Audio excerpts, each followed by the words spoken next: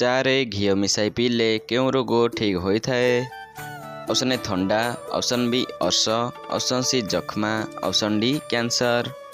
ଉତ୍ତର ଜାଣିଥିଲେ କମେଣ୍ଟ ବକ୍ସରେ ଜଣାଇ ଦିଅନ୍ତୁ।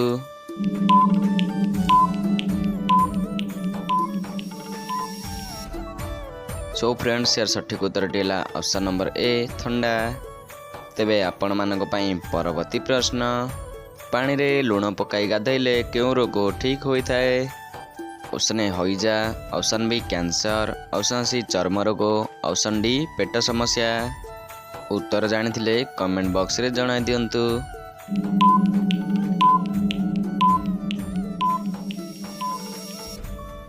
ସୋ ଫ୍ରେଣ୍ଡସ୍, ଏହାର ସଠିକ୍ ଉତ୍ତରଟି ହେଲା ଅପସନ୍ ନମ୍ବର ସି ଚର୍ମ ରୋଗ।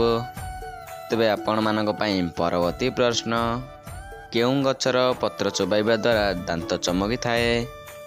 ଅପସନ୍ ଏ ନିମ୍ବ, ଅପସନ୍ ବି ରାଶି, ଅପସନ୍ ସି ତୁଳସୀ, ଅପସନ୍ ଡି ସୋରିଷ। ଉତ୍ତର ଜାଣିଥିଲେ କମେଣ୍ଟ ବକ୍ସରେ ଜଣାଇ ଦିଅନ୍ତୁ।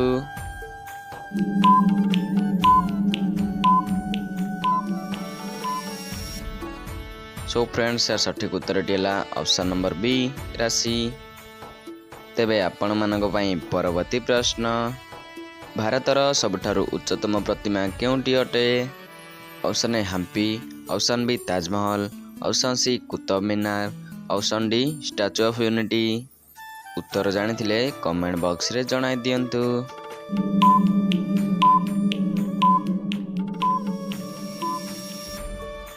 ସୋ ଫ୍ରେଣ୍ଡସ୍, ଏହାର ସଠିକ୍ ଉତ୍ତରଟି ହେଲା option number D Statue of unity.